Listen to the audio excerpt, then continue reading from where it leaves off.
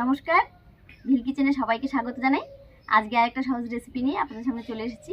আর আজকে করব ফুলকপি আলুর একটা নিরামিষ রেসিপি, সম্পূর্ণ ভাজা মশলায়। আপনারা প্রথম থেকে শেষ পর্যন্ত সঙ্গে থাকুন, আশা করছি খুব ভালো লাগবে। তো প্রথমে আমি ফুলকপি আর আলুটা কেটে নিচ্ছি।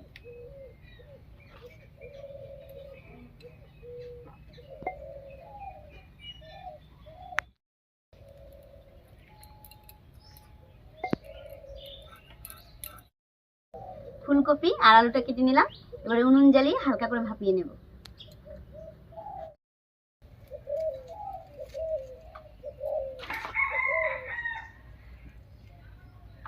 উনুন জ্বালিয়ে কড়াই বসিয়ে দিয়েছি। এবারে কড়াইয়ে জল দিয়ে ফুলকপি আর আলুটা ভাপিয়ে নিচ্ছি।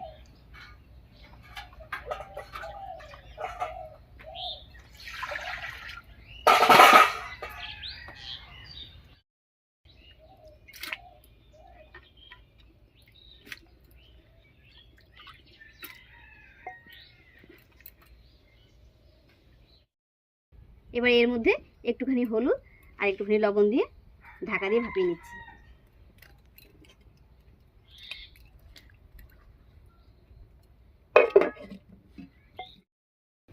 ফুলকপি আর আলুটা ভাপিয়ে নিচ্ছি। আর এখান থেকে ফুলকপিগুলো তুলে নেব আর আলুটা আর একটু ভাপিয়ে নেব।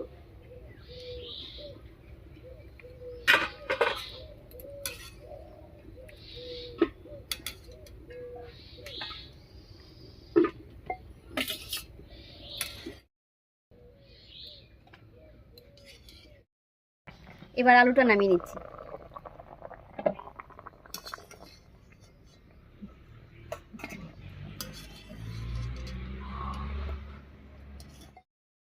এবারে শুকনো খোলায় কয়েকটা মশলা ভেজে নিচ্ছি। আর মশলার মধ্যে নিয়েছি 1 চামচ গোটা ধনিয়া, 1 চামচ গোটা জিরা আর 1 চামচ মৌরি। একসঙ্গে করে ভেজে নেব।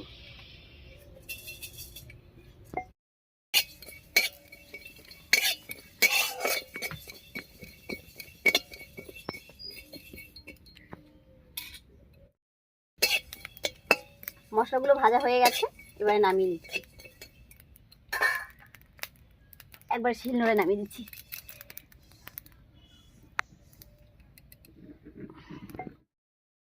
এবার কড়াইয়ে সরষের তেল দিয়ে ফুলকপিটা একটু ভেজে নিচ্ছি।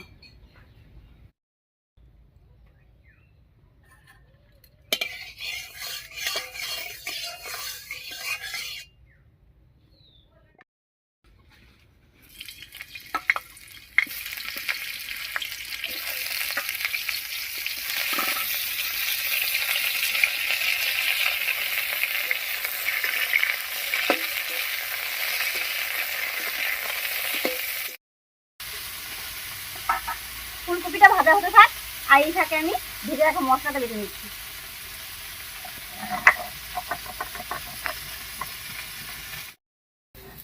মশলাটা খুব সুন্দর করে গুঁড়ো করে নিয়েছি, এবার নামিয়ে নিচ্ছি। এদিকে ফুলকপিটা ভাজা হয়ে গেছে, নামিয়ে নিচ্ছি।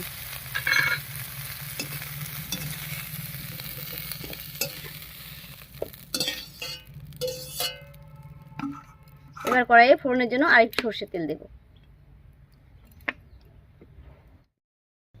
তেল গরম হয়ে গেছে, এবারে ফোড়ন দেব। আর ফোড়ন দেবো একটা তেজপাতা, একটা শুকনো লঙ্কা আর 1/2 চামচ গোটা জিরা দিয়ে।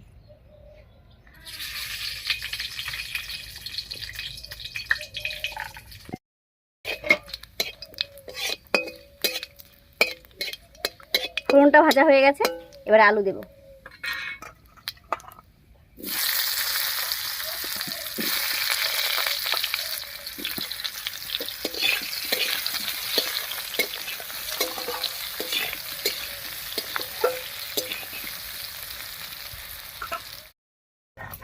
আলুটা বেশি একটু ভাজা ভাজা মতো হয়ে গেছে, এবারে লঙ্কা বাটাটা দিয়ে দিচ্ছি।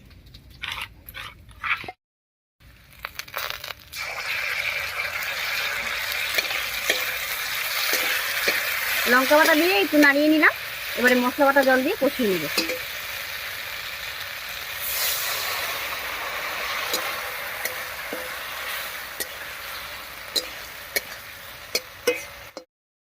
মশলা বাটা জল দিয়ে খুব সুন্দর করে আলুটা কষিয়ে নিয়েছি।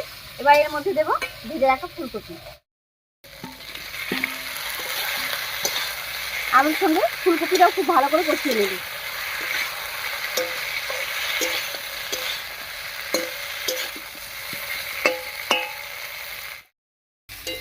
ফুলকপি দিয়ে আলুর সঙ্গে কষিয়ে নিয়েছি। এবার স্বাদ মতো লবণ আর হলুদ দেবো, তবে লবণ হলুদটা একটু কম করে দিতে হবে, ভাপানোর সময় দিয়েছিলাম।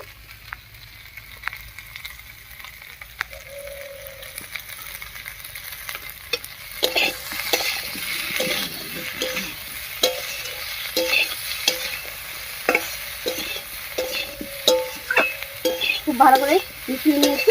এবারে ঝোলের জন্য জল দেবো।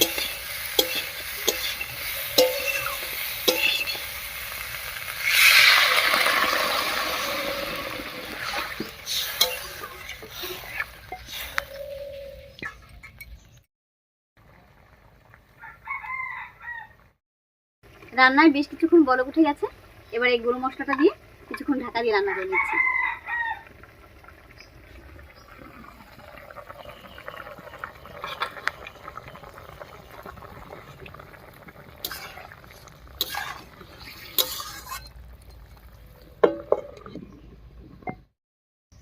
ফুলকপি আলুর নিরামিষ রেসিপি একদম রেডি হয়ে গেছে।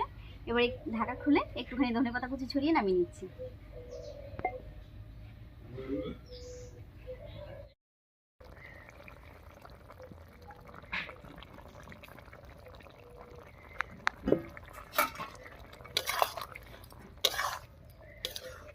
খুব ভালো করে মিশিয়ে নিলাম। আর দেখুন আলু ফুলকপি সব কত সুন্দর সেদ্ধ হয়ে গেছে। এবার নামিয়ে নেব।